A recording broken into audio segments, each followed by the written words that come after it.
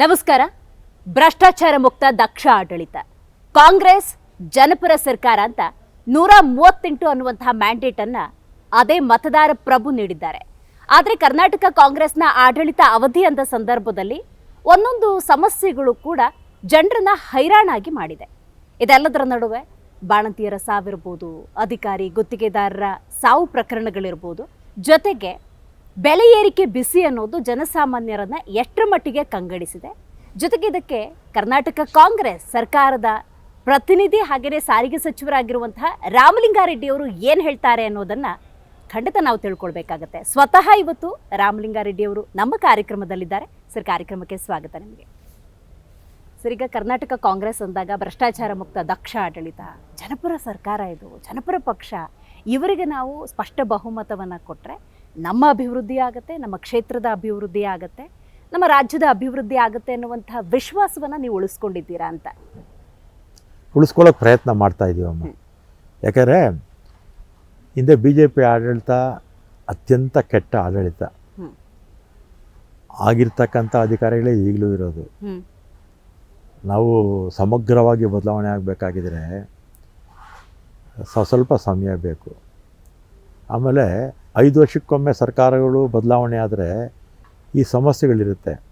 Continuity ಇರಬೇಕು. ಒಂದು 10 ವರ್ಷ 15 ವರ್ಷ ಒಂದು ಸರ್ಕಾರ ಇದ್ದರೆ ಬಿಗಿ ಆಡಳಿತ ಇರುತ್ತೆ, ಭ್ರಷ್ಟಾಚಾರ ಕಡಿಮೆ ಆಗುತ್ತೆ. ನಾವು ಚುನಾವಣೆ ಸಂದರ್ಭದಲ್ಲಿ ಏನು ಆಶ್ವಾಸನೆ ಕೊಟ್ಟಿದ್ದೀವಿ ಅದನ್ನೆಲ್ಲ ಈಡೇರಿಸೋದಕ್ಕೆ ಸರೋಗುತ್ತೆ. ಈಗ 5 ವರ್ಷಕ್ಕೊಮ್ಮೆ ಚುನಾವಣೆಗಳು ಆಗಿ ಸರ್ಕಾರಗಳು ಬದಲಾವಣೆ ಆದರೆ ನಮ್ಮ ಕಾರ್ಯಕ್ರಮಗಳು ಮುಂದಿನ ಸರ್ಕಾರ ಹೊಸ ಮಾಡೋದಿಲ್ಲ, ಅಥವಾ ಅವ್ರು ಪ್ರಾರಂಭ ಮಾಡಿರ್ತಕ್ಕಂಥದ್ದು ನಾವು ಕೂಡ ಮಾಡೋದು. ನಿಮ್ಗೆ ಒಂದೇ ಒಂದು ಉದಾಹರಣೆ ಕೊಡ್ತೀನಿ. ಚಂದ್ರಬಾಬು ನಾಯ್ಡು ಅವರು ಒಂದು 25 ವರ್ಷಕ್ಕೆ ಮುಂಚೆ ಹೈದರಾಬಾದ್ ಸಿಟಿನಲ್ಲಿ ವೈಡ್ನಿಂಗ್ ಸ್ಟಾರ್ಟ್ ಮಾಡಿದ್ರು, ರಸ್ತೆ ಅಗಲೀಕರಣ ಸ್ಟಾರ್ಟ್ ಮಾಡಿದ್ರು. ಆಮೇಲೆ YS ರಾಜಶೇಖರ ರೆಡ್ಡಿ ಅವರು ಬಂದರು, ಮತ್ತು ಕಿರಣ್ ಕುಮಾರ್ ರೆಡ್ಡಿ ಬಂದರು. ಈ ರೀತಿ 4-5 ಮುಖ್ಯಮಂತ್ರಿಗಳು, ಮತ್ತು TSR ಇವರು KCR ಬಂದರು, ಅವರು 10 ವರ್ಷಗಳ ಕಾಲ ಇದ್ದರು. ಯಾರೂ ಕೂಡ ಹೈದರಾಬಾದ್ ಡೆವಲಪ್ಮೆಂಟ್ಗೆ ಹಿಂದಿನ ಸರ್ಕಾರಗಳು ಏನು ಮಾಡ್ಕೊಂಡಿದ್ರು ಅದನ್ನು ಹಾಗೇ ಮುಂದುವರಿಸ್ಕೊಂಡೋದ್ರು. ಹೈದರಾಬಾದು ಸಿಕಿಂದ್ರಾಬಾದು ಇವತ್ತು ಕೂಡ 25-30 ವರ್ಷಕ್ಕೆ ಮುಂಚೆ ಪ್ರಾರಂಭ ಮಾಡಿದಂಥ ರಸ್ತೆ ಅಗಲೀಕರಣ ಇವತ್ತು ನಡೀತಾ ಇದೆ. ಇನ್ನು 25-30 ವರ್ಷ ಅಲ್ಲ, 50 ವರ್ಷ ಆದರೂ ಕೂಡ ಅಲ್ಲಿ ಟ್ರಾಫಿಕ್ ಸಮಸ್ಯೆ ಇರಲ್ಲ. ಆ ರೀತಿ ಕಂಟಿನ್ಯೂಟಿ ಇರಬೇಕು. ಈಗ ನಮ್ಮಲ್ಲಿ ಏನಾಗಿದೆ, ಪದೇ ಪದೇ ಸರ್ಕಾರಗಳು ಬದಲಾವಣೆ ಆದಂಥ ಸಂದರ್ಭದಲ್ಲಿ ಆಗಲಿ ಬೇಡ ಅಂತ ಹೇಳಲ್ಲ ಪ್ರಜಾಪ್ರಭುತ್ವದಲ್ಲಿ, ಆದರೆ ಯಾವ ಸರ್ಕಾರ ಒಂದು ಒಳ್ಳೆ ಕೆಲಸ ಮಾಡ್ತಾ ಇರುತ್ತೋ ಅದನ್ನು ಕಂಟಿನ್ಯೂ ಮಾಡಬೇಕು. ಹಿಂದೆ BJP ಸರ್ಕಾರದಲ್ಲಿ ಒಳ್ಳೆ ಕಾರ್ಯಕ್ರಮಗಳಿದ್ರೆ ನಾವು ಮುಂದುವರಿಸ್ಬೇಕು. ನಾವು ಮಾಡಿದ್ದನ್ನು ಮುಂದಕ್ಕೆ ಬರೋವಂಥವ್ರು ನಾವೇ ಬರ್ತೀವಿ, ಆ ಪ್ರಶ್ನೆ ಬೇರೆ, ಮಾಡಬೇಕು. ಈ ಥರ ಮಾಡಿದಾಗ ಡೆವಲಪ್ಮೆಂಟ್ ಆಗುತ್ತೆ.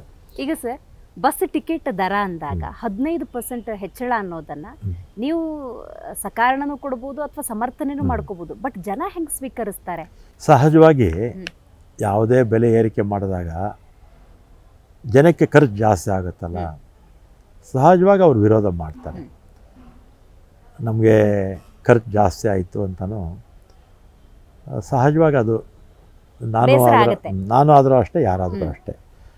ಆದರೆ ಈ ದರ ಏರಿಕೆ ಮಾಡೋದಕ್ಕೆ ಕಾರಣ ಏನು ಅಂದರೆ,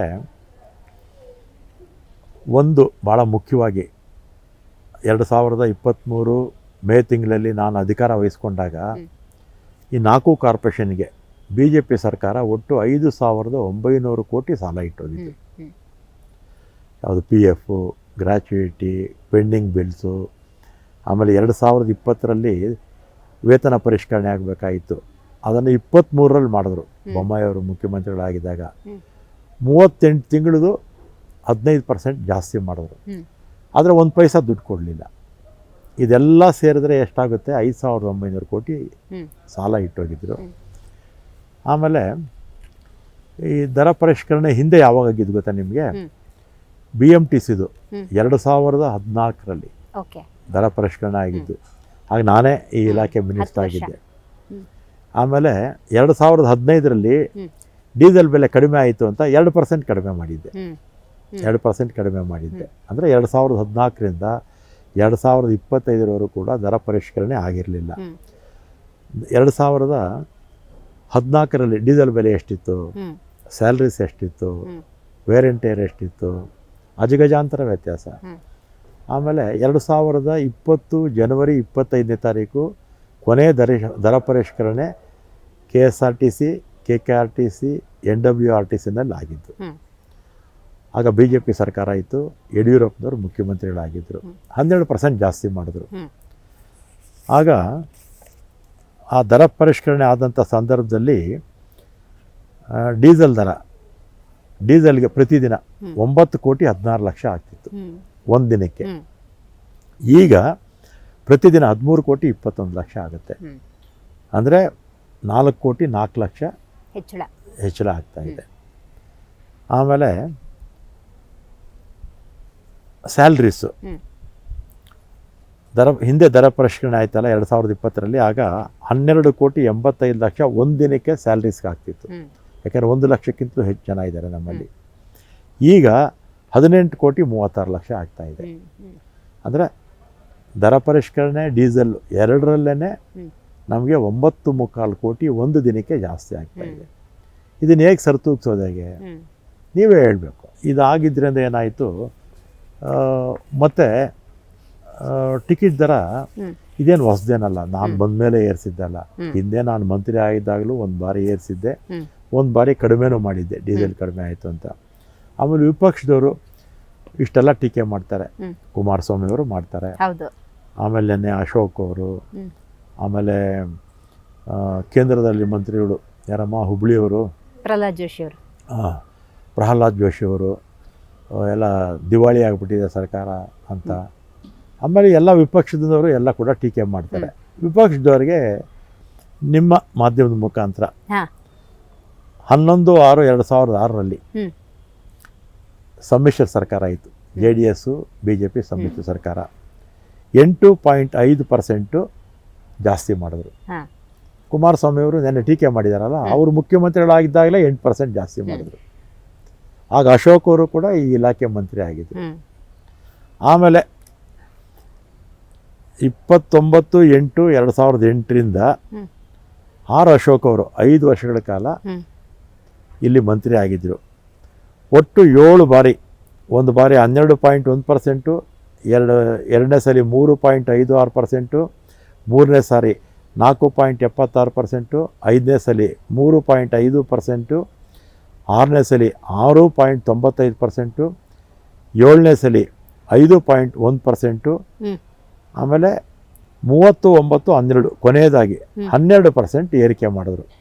ಅಂದರೆ 47.8% 5 ವರ್ಷದಲ್ಲಿ ಸನ್ಮಾನ್ಯ ಅಶೋಕ್ ಅವರು ಸಾರಿಗೆ ಮಂತ್ರಿ ಆಗಿದ್ದಾಗ ಬೆಲೆ ಏರಿಕೆ ಮಾಡಿದ್ರು. 47.8% ಜಾಸ್ತಿ ಮಾಡಿದ್ರು. ವಿಪಕ್ಷ ಜವಾಬ್ದಾರಿ ಅಂತ ಇವತ್ತು ಇವರು ಈಗ ವಿಪಕ್ಷದ ನಾಯಕರಾಗಿ ಹೋಗಿ ಹೂವು ಕೊಡ್ತಾರೆ, ಬಸ್ ಹೂವು ಕೊಡ್ತಾರೆ, ಕ್ಷಮಿಸಿ ಅಂತ ಕೇಳಿದ್ದಾರೆ ರಾಜ್ಯದ ಜನ. ಇವರು 47% ಮಾಡಿದಾಗ ಯಾರನ್ನ ಕ್ಷಮೆ ಕೇಳಿದ್ರು? ನಾನು ಬೇರೆ ಏರಿಕೆ ನಾನು ಡಿಪೆಂಡ್ ಮಾಡ್ಕೊಳ್ಳೋದಲ್ಲ, ನನಗೂ ಮಾಡೋಕ್ಕೆ ಇಷ್ಟ ಇರಲಿಲ್ಲ. ಆದರೆ ಅವ್ರದ್ದು 5,900 ಕೋಟಿ ಸಾಲ ಇಟ್ಟು ಹೋಗಿದ್ರು. ಆಮೇಲೆ ಡೀಸೆಲ್ಲು ಮತ್ತು ಸ್ಯಾಲ್ರೀಸಿಂದನೇ ನಮಗೆ ಒಂದು ದಿನಕ್ಕೆ 9,75,00,000 5 ವರ್ಷದಿಂದ ಈಚೆಗೆ ಖರ್ಚು ಜಾಸ್ತಿ ಆಗ್ತಾ ಇದೆ. ನಿಭಾಯಿಸೋದಕ್ಕೆ ನಮಗೆ ಕಷ್ಟ ಆಗ್ತಾ ಇದೆ. ಆಮೇಲೆ ನಮ್ಗೆ ಇದೆಲ್ಲ ಕೂಡ ಹೆಚ್ಚಾಗಿ ಬರೋದು ಎಷ್ಟು ಗೊತ್ತಾ? 1,200 ಕೋಟಿ ಬರ್ಬೋದಮ್ಮ. 1,200 ಕೋಟಿ ಬರ್ಬೋದು ಈ ದರ ಪರಿಷ್ಕರಣೆಯಿಂದ. ಆಮೇಲೆ ಈ ವಿಪಕ್ಷದವರು ಮಾತಾಡ್ತಾರೆ, ಇದು ಶಕ್ತಿ ಕಾರ್ಯಕ್ರಮ ತಂದುಬಿಟ್ರು, ನಷ್ಟ ಆಗೋಗ್ಬಿಡ್ತು, ಅದಕ್ಕೋಸ್ಕರ ಇದು ಕೊಡ್ತಾ ಇದ್ದಾರೆ ಅಂತ. ಶಕ್ತಿ ಕಾರ್ಯಕ್ರಮಕ್ಕೆ ನಮ್ಮ ಸರ್ಕಾರ ಕೊಟ್ಟಿರ್ತಕ್ಕಂಥದ್ದು 8,800 ಕೋಟಿ. ಎಷ್ಟು? 8,800 ಕೋಟಿ ಶಕ್ತಿ ಕಾರ್ಯಕ್ರಮಕ್ಕೆ ನಮ್ಮ ಸರ್ಕಾರ ಇದುವರೆಗೂ ಕೊಟ್ಟಿರ್ತಕ್ಕಂಥದ್ದು. ದರ ಪರಿಷ್ಕರಣೆಯಿಂದ ನಮಗೆ ಸಿಗುವಂಥದ್ದು 1,200 ಕೋಟಿ ಅಷ್ಟೇ. ವಿಪಕ್ಷದವ್ರಿಗೆ ಅವ್ರ ಮಾಹಿತಿನೇ ಇಲ್ಲ, ಏನೋ ಮಾತಾಡಬೇಕು, ಆರೋಪ ಮಾಡಬೇಕು, ಮಾತಾಡ್ತಾರೆ. ಸರ್, ಈಗ ಜನಕ್ಕೆ ಒಂದು ಭಾವನೆ ಬರಲ್ಲ, ನಮ್ಮ ಹತ್ರ ನಮಗೆ ಫ್ರೀಯಾಗಿ ಕೊಟ್ಟು, ಅಂದ್ರೆ ಮಹಿಳೆಯರಿಗೆ ಫ್ರೀಯಾಗಿ ಕೊಟ್ಟು ನಮ್ಮನೆಯವ್ರ ಹತ್ರನೇ ಕಸ್ಕೊಂತಿದ್ದಾರೆ, ದರ ಹೆಚ್ಚಳ ಮಾಡಿ ಟಿಕೆಟ್ ಇಂದ ಪುರುಷರ ಹತ್ರ ತಗೊಂತಿದ್ದಾರೆ. ಈ ಭಾವನೆ ಸಹಜವಾಗಿ ಬರುತ್ತೆ. ಆಮೇಲೆ 26/2/2020ರಲ್ಲಿ 12% ಜಾಸ್ತಿ ಮಾಡಿದ್ರು ಯಡಿಯೂರಪ್ಪ ಅವರು ಚೀಫ್ ಮಿನಿಸ್ಟರ್ ಆಗಿದ್ದಾಗ. ಇದೆಲ್ಲ ವಿಪಕ್ಷಗಳಿದ್ದಾಗಲೇ ಮಾಡಿದ್ದು, ನಾನೇನು ಹೊಸದಾಗಿ ಮಾಡೋಣ. ಆಮೇಲೆ ಜನಕ್ಕೆ ಸಹಜವಾಗಿ ಅನಿಸುತ್ತೆ, ಹೆಣ್ಮಕ್ಳಿಗೆ ಉಚಿತವಾಗಿ ಕೊಟ್ಟಿದ್ದಾರೆ, ಹ್ಮ್. ನಮ್ಮ ಹತ್ರ ತಗೊಳ್ತಾ ಇದೆ ಅಂತ. ಆದರೆ ಹೆಣ್ಮಕ್ಳಿಗೆ ನಾವು ಉಚಿತವಾಗಿ ಕೊಟ್ಟಿರ್ತಕ್ಕಂಥದ್ದು 8,800 ಕೋಟಿ. ಹೌದು. ಆದರೆ ನಾವೀಗ ತಗೊಳ್ತಿರೋದು ದರ ಪರಿಷ್ಕರಣೆಯಿಂದ 1,200 ಕೋಟಿ ಬರ್ಬೋದು ಅಷ್ಟೇ. ಈ 1,200 ಕೋಟಿ ಕೂಡ ಹ್ಮ್. ನಮ್ಮ ವೆಲ್ಫೇರ್, ನಮ್ಮ ನೌಕರರ ಅವ್ರಿಗೆ ಸ್ಯಾಲ್ರೀಸು ಅವ್ರದ್ದು ಜಾಸ್ತಿ ಮಾಡಬೇಕಲ್ಲ. ಕರೆಕ್ಟ್. ಇದಕ್ಕೆ ಬರೀ 1,200 ಕೋಟಿ ಅಷ್ಟೇ. 8,800 ಕೋಟಿ ಉಚಿತವಾಗಿ ಕೊಟ್ಟು ನಮಗೆ ಬರ್ತಾ ಇರ್ತಕ್ಕಂಥ 1,200 ಕೋಟಿ ಅಷ್ಟೇ. ಈಗ ಶಕ್ತಿ ಯೋಜನೆ ಬಗ್ಗೆ ಸರ್, ಅಥವಾ ಈ ಗ್ಯಾರಂಟಿ ಬಗ್ಗೆ ಯಾರೇ ಟೀಕೆ ಟಿಪ್ಪಣಿ ಮಾಡಿದ್ರು, ವಿಶೇಷವಾಗಿ ಶಕ್ತಿ ಯೋಜನೆ ಅಂದಾಗ ನಿಗಮ ಲಾಭದಲ್ಲಿದೆ ಇದು ನೀವು ಹೇಳಿರೋ ಮಾತು ಹೌದು. ಸಿದ್ದರಾಮಯ್ಯ ಅಲ್ಲಮ್ಮ, ಅಲ್ಲ, ಈಗ ಆ ಲಾಭಕ್ಕೆ ಸರ್ಕಾರನೇ ತಾನೇ 8,800 ಕೋಟಿ ಕೊಡಬೇಕು. ಅಲ್ಲ ಇನ್ನೊಂದು ಆದಾಯ ಜಾಸ್ತಿ ಆಗಿದೆ. ಹಾ, ಏನಾಗಿತ್ತು, ನಮ್ಮದು 85 ಲಕ್ಷ ಜನ ಹಿಂದೆ ಓಡಾಡ್ತಾ ಇದ್ರು. ಈಗೇನಾಗಿದೆ 1 ಕೋಟಿ. ಹೌದು.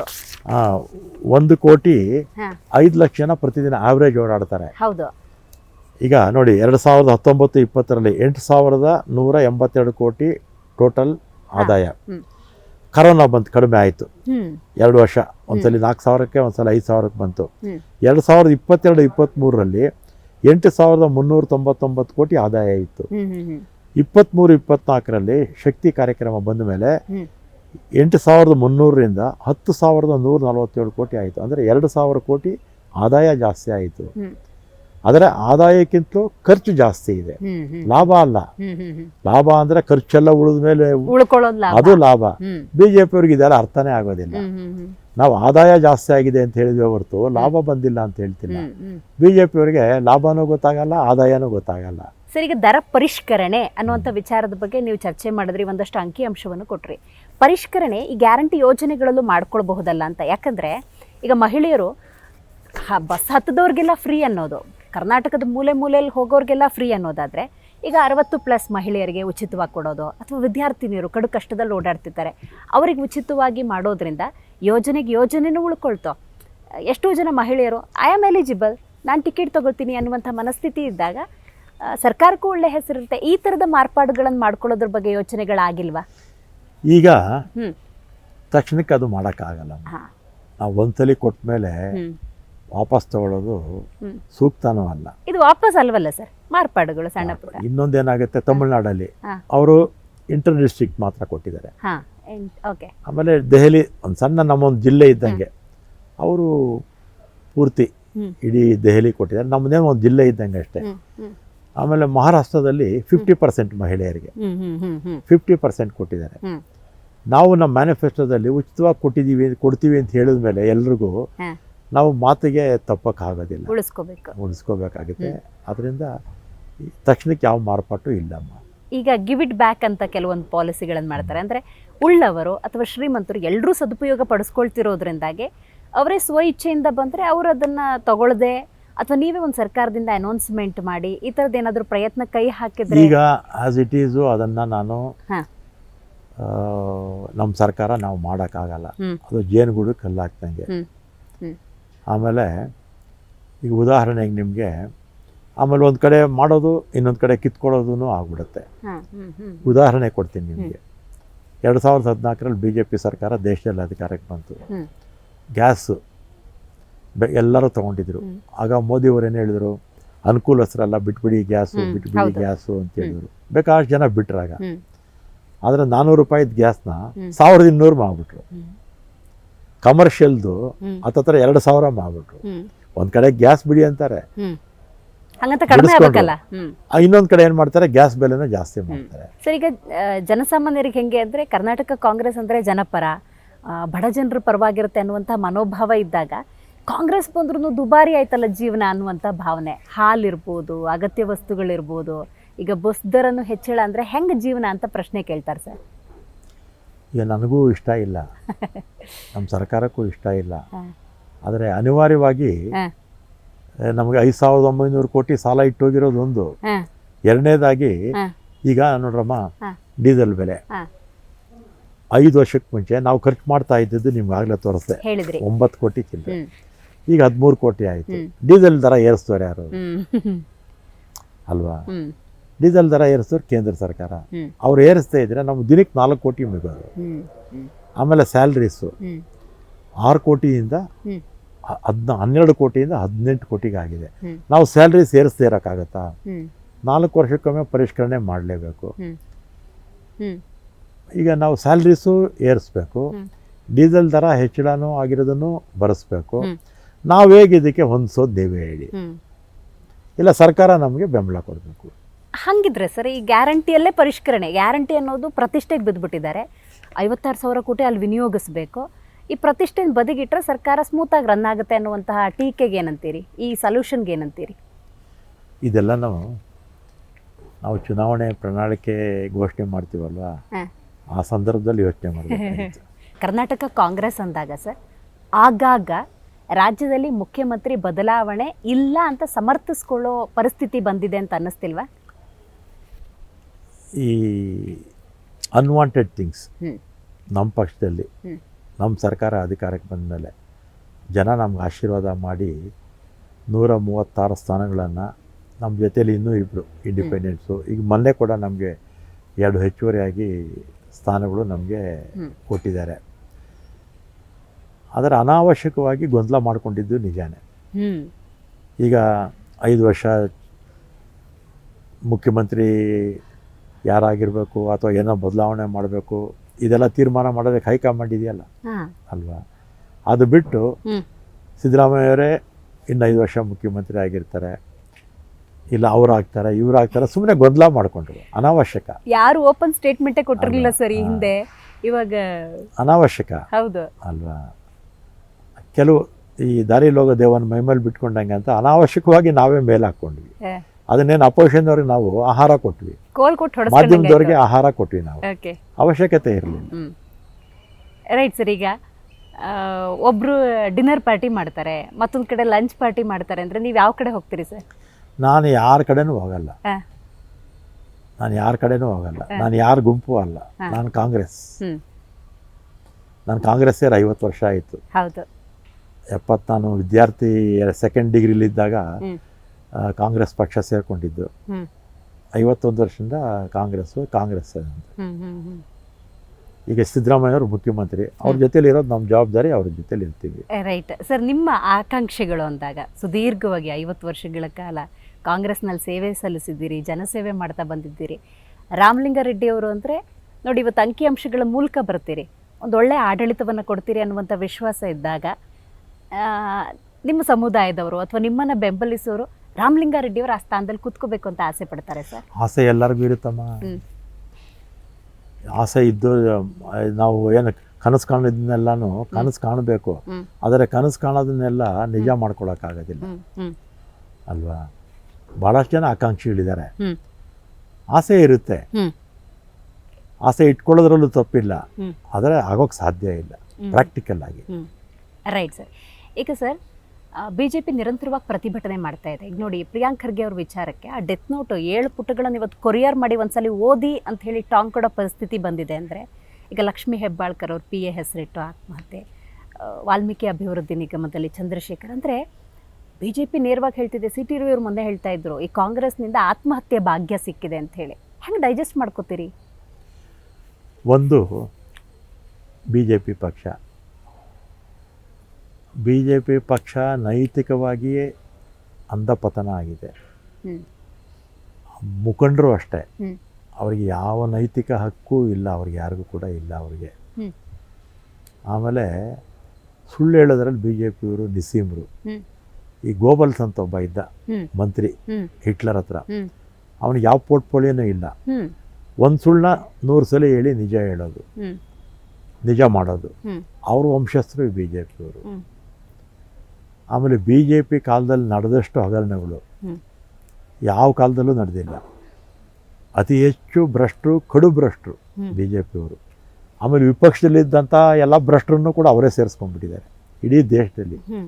400ಕ್ಕಿಂತಲೂ ಹೆಚ್ಚು ಎಲೆಕ್ಟೆಡ್ ಬಾಡಿ, MLAs ಇರ್ಬೋದು, MLCs ಇರ್ಬೋದು, ರಾಜ್ಯಸಭಾದಿರ್ಬೋದು, ಲೋಕಸಭಾ ಸದಸ್ಯರನ್ನ ಪಕ್ಷಾಂತರ ಮಾಡಿಸ್ಕೊಂಡಿದ್ದಾರೆ ಅವ್ರ ಪಕ್ಷಕ್ಕೆ. ನಮ್ಮ ಕಾಂಗ್ರೆಸ್ನವರೇ ಸುಮಾರು 200ಕ್ಕಿಂತಲೂ ಹೆಚ್ಚು ಜನ ಶಾಸಕರನ್ನ, ಲೋಕಸಭಾ ಸದಸ್ಯರನ್ನ ಎದುರಿಸಿ ಬೆದರಿಸಿ ಅವ್ರ ಪಕ್ಷಕ್ಕೆ ಸೇರಿಸ್ಕೊಂಡಿದ್ದಾರೆ. 100ಕ್ಕೆ 67% BJP ಪಕ್ಷದಲ್ಲಿರ್ತಕ್ಕಂಥವ್ರು ಬೇರೆ ಪಕ್ಷದಿಂದ ಹೋಗಿರ್ತಕ್ಕಂಥವ್ರು. ವಾಲ್ಮೀಕಿ ಹಗರಣದಲ್ಲಿ ಅಲ್ಲಿ ಅಧಿಕಾರಿಗಳು ತಪ್ಪು ಮಾಡಿದ್ದಾರೆ, ನಾವಿಲ್ಲ ಅಂತ ಹೇಳಲ್ಲ, ತನಿಖೆ ಆಗ್ತಾ ಇದೆ. ಆದರೆ ಅನಾವಶ್ಯಕವಾಗಿ ಮುಖ್ಯಮಂತ್ರಿಗಳನ್ನ ಹೆಸರು ಎಳೀತಾರೆ. ಆಮೇಲೆ ಬಿ ಜೆ ಪಿ ಹೊರತ ಇನ್ನೂ ಅಸ್ತ್ರಗಳಿದೆ, ಇ.ಡಿ, IT, ಅವ್ರ ಮುಖಾಂತರ ಮುಖ್ಯಮಂತ್ರಿಗಳ ಹೆಸರು ಹೇಳಿ ಅಂತ ಹೇಳೋದು, DCM ಹೆಸರು ಹೇಳಿ ಅಂತ ಹೇಳೋದು. ಅಧಿಕಾರ ದುರುಪಯೋಗ ಈ 10-11 ವರ್ಷದಲ್ಲಿ ದೇಶದಲ್ಲಿ ಆದಷ್ಟು ಎಲ್ಲೂ ಕೂಡ ಆಗಿಲ್ಲ. ಪ್ರಿಯಾಂಕ್ ಖರ್ಗೆ ಅವ್ರದ್ದು, ಪ್ರಿಯಾಂಕ್ ಖರ್ಗೆ ಅವ್ರದ್ದು ಡೆತ್ ನೋಟಲ್ಲಿ ಪ್ರಿಯಾಂಕ್ ಖರ್ಗೆ ಅವ್ರ ಹೆಸರು ಎಲ್ಲಾದರೂ ಇದೆಯಾ? ಇದೆ ಸರ್. ಇಲ್ಲಮ್ಮ, ಇಲ್ಲ ಎಲ್ಲಿ ಚೆಕ್ ಮಾಡಿ. ಡೆತ್ ನೋಟಲ್ಲಿ ಈಶ್ವರಪ್ಪ ಅವ್ರದ್ದಿತ್ತಲ್ಲ, ಇವ್ರ ಹೆಸರಿರಲ್ಲ, ಡೆತ್ ನೋಟಲ್ಲಿ ಇವ್ರ ಹೆಸರಿಲ್ಲ. ಆದರೆ ಅವ್ರ ಆತ್ಮೀಯರು ಯಾರೋ ಒಬ್ಬ ಹಂಚಿನಾಳು ಏನೋ ಇದಾರಲ್ಲ, ಆದರೆ ಖರ್ಗೆ ಅವ್ರಿಗೆ ಆತ್ಮೀಯರು ಅಂತಿದೆ. ರಾಜು ಕಪ್ಪನವರು ಆತ್ಮೀಯರು ಅಂತಿದೆ ಪ್ರಿಯಾಂಕ್ ಖರ್ಗೆ ಅವ್ರಿಗೆ. ಆದರೆ ಪ್ರಿಯಾಂಕ್ ಖರ್ಗೆ ಅವ್ರ ಹೆಸರು ಏನು ಮಾಡಿಲ್ಲ, ಆ ಥರ ಇಲ್ಲ. ಆಮೇಲೆ BJP ಅವರು ಹುಟ್ಟು ಸುಳ್ಳುಗಾರರು, ಬರೀ ಬೇರೆಯವ್ರ ಮೇಲೆ ಅಪಾದನೆ ಮಾಡೋದ್ರಲ್ಲೇ ಇರ್ತಾರೆ. ಅದೇ ಲಕ್ಷ್ಮೀ ಹೆಬ್ಬಾಳ್ಕರ್ ಪ್ರಕಾರ. ಲಕ್ಷ್ಮೀ ಹೆಬ್ಬಾಳ್ಕರ್ ಅವರು BJP ಅವರಿಗೆ ಸಂಸ್ಕೃತಿಹೀನರು. ಒಂದು ಹೆಣ್ಮಗು ಯಾವ ಭಾಷೆಯಲ್ಲಿ ಮಾತಾಡಬೇಕು ಅನ್ನೋ ಒಂದು ಜ್ಞಾನ ಇಲ್ಲದೆ ಇರ್ತಕ್ಕಂಥವ್ರು ಇವರು. ಅವ್ರ ತಂದೆ ತಾಯಿಗಳು ಆ ಸಂಸ್ಕೃತಿ ಕಲಿಸಿದ್ರೆ ಆ ಭಾಷೆ ಮಾತಾಡಿರೋರು, ಅಥವಾ RSS ಅವರ ಮೆಂಟರ್ಸು, BJPಗೆ ವಿಶ್ವ ಹಿಂದೂ ಪರಿಷತ್ತು ಅವ್ರ ಮೆಂಟರ್ಸು, ಈ ರೀತಿ ಸಂಸ್ಕೃತಿನ ಕಲಿಸೋದು. ಒಂದು ಹೆಣ್ಮಗುನ ವಿಧಾನಸಭೆಯಲ್ಲಿ, ವಿಧಾನ ಪರಿಷತ್ತಲ್ಲಿ ಆ ರೀತಿ ಭಾಷೆ ಮಾತಾಡ್ಬೋದಾ? ಯಾರೂ ಮಾತಾಡಬಾರ್ದು. ನಮ್ಮ ಪಕ್ಷದವ್ರು ಇರ್ಬೋದು ಅಥವಾ ಬೇರೆ ಯಾರೇ ಇರ್ಬೋದು, ಸಾಮಾನ್ಯ ಜನ ಇರ್ಬೋದು. ಒಂದು ಹೆಣ್ಮಗುಗೆ ಆ ರೀತಿ ಮಾತಾಡಿದ್ದು ಅವರ ಪಕ್ಷದ ನೈತಿಕತೆ ಸಂಪೂರ್ಣವಾಗಿ ಕುಸಿದಿದೆ. ಮತ್ತು ಅಕಸ್ಮಾತ್ ಅವ್ರು ಮಾತಾಡಿದಾಗ ಅವ್ರ ಪಕ್ಷದವರು ಕಂಡಮ್ ಮಾಡಬೇಕಾಗಿ, ಯಾರು ಕೂಡ ಕಂಡಮ್ ಮಾಡಿಲ್ಲ. ಅಂದರೆ ಅವರು ಆ ಮೆಂಟಾಲಿಟಿ ಆ BJP ಅವ್ರದ್ದು ಒಂದೇ ಥರ ಇದೆ. Right sir. ಈಗ ಯಾವ್ದಾದ್ರು ಒಂದು ಸಣ್ಣ ಪ್ರಕರಣ ಸಿಕ್ಕರೆ ಸಾಕು, ಕಾಂಗ್ರೆಸ್ ಈಗ BJP ಅವ್ರನ್ನ ಟಾರ್ಗೆಟ್ ಮಾಡ್ತಾ ಇದೆ ಅಂತ ಹೇಳ್ತಾರೆ. ಈಗ CT ರವಿನೇ ಊರಿಡೀ ಸುತ್ತಿಸ್ಕೊಂಡ್ರು, ನಿರ್ಜನ ಪ್ರದೇಶಕ್ಕೆ ಕರ್ಕೊಂಡು ಹೋಗರು, ಇದೆಲ್ಲ ಅವಶ್ಯಕತೆ ಇತ್ತಂತೆ. ಈಗ ಮುನಿರತ್ನ ಪ್ರಕರಣದಲ್ಲಿ ಅವರು ಹಂಗೆ ಹೇಳ್ತಾರೆ, ನಮ್ಮನ್ನು ಟಾರ್ಗೆಟ್ ಮಾಡ್ತಿದ್ದಾರೆ ಅಂತಾರೆ. ಆಡಳಿತ ಇದೆ ಅಂತ ಏನು ಬೇಕಾದ್ರೂ ಮಾಡ್ಬೋದಾ ಅಂತ. ಅಂದರೆ ಅವ್ರು ತಪ್ಪು ಮಾಡಿಲ್ವಾಗಾದ್ರೆ, ಅವ್ರು ತಪ್ಪು ಮಾಡದೆ ಅವ್ರನ್ನ ಆ ರೀತಿ ಟಾರ್ಗೆಟ್ ಮಾಡಿದರೆ ಟಾರ್ಗೆಟ್ ಅಂತ ಹೇಳ್ಬೋದು. ಅವ್ರು ತಪ್ಪು ಮಾಡಿದಾರ ಇಲ್ವೋ ತನಿಖೆಯಲ್ಲಿ ತಾನೇ ಗೊತ್ತಾಗೋದು. ಆಮೇಲೆ ಇಡೀ ರಾಜ್ಯಕ್ಕೆ, ಇಡೀ ದೇಶಕ್ಕೆ ಗೊತ್ತು CT ರವಿ ಅವರು ಯಾವ ಭಾಷೆ ಉಪಯೋಗಿಸಿದ್ರು ಅಂತ. ಮುನಿರತ್ನಮ್ಮವ್ರ ವಿಚಾರ ನನಗೇನು ಮಾತಾಡೋಕೆ ಹೋಗಲ್ಲ, ಎಲ್ಲ ಮಾಧ್ಯಮಗಳಲ್ಲೆಲ್ಲ ಬಂದಿದೆ ಅಲ್ವಾ.